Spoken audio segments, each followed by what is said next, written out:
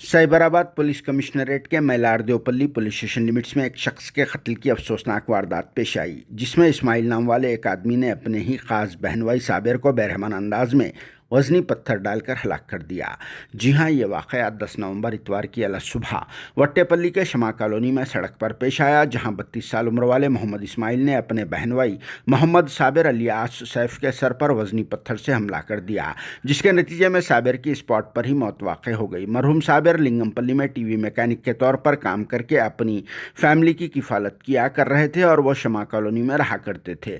हमलावर इस्माइल गौसनगर बंदलागुड़े का रहने वाला होता है और वो ऑटो रिक्शा ड्राइविंग करने के अलावा फास्ट फूड का भी कारोबार किया करता है, जो अपने बहन भाई साबिर से 1 लाख रुपए की रकम बतौर कर्जा हासिल किया था। इस्माइल की तरफ से कर्जे की रकम वापस न करने पर साबिर रकम का मुतालबा कर रहे थे, जिस पर इस्माइल इनके पास बातचीत के लिए आया और फिर अपने बहन भाई साबिर को उनके घर से कुछ दूर ले जाकर सड़क पर एक गली में बातचीत करने लगा, जहां दोनों के दरमियान बहजम बहजी हो गई और फिर इस्माइल ने बरहमी की हालत में साबिर को वजनी पत्थर से हमला करके मौत के घाट उतार दिया, जिसकी वजह से उसकी ही खास बहन का घर उजड़ गया। मरहूम साबिर को बीवी के अलावा 3 बेटियां और एक बेटा है। इस वाक़े की इत्तला के बाद राजेंद्र नगर डिवीजन से वाबस्ता असिस्टेंट कमिश्नर ऑफ पुलिस यानी ACP टी श्रीनिवास ने स्पॉट पहुंचकर यहां का मुआयना किया और फिर पुलिस मैलारदेवपल्ली ने कत्ल के तहत एक केस बुक करके मरहूम साबिर की लाश को पोस्टमार्टम के लिए उस्मानिया अस्पताल के मुर्दाखाना मुंतकिल कर दिया।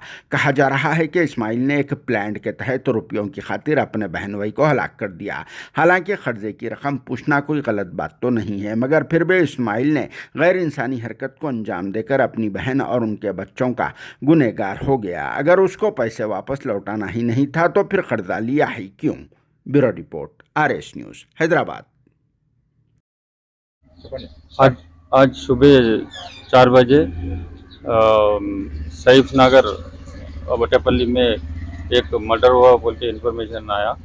इमीडिएटली हमारा पुलिस पार्टी और पेट्रोलिंग पार्टी हम लोग इधर आके देखे तो एक बोल्डर फेंक के सर फोड़ के कत्ल करे। तो उसके इमीडिएट वेरीफाई करने के बाद मालूम हुआ कि वो अक्यूज ने इसके साथ डिसीज के साथ कर्जा लिया और कर्जा देने के लिए प्रेशर कर रहा बोल के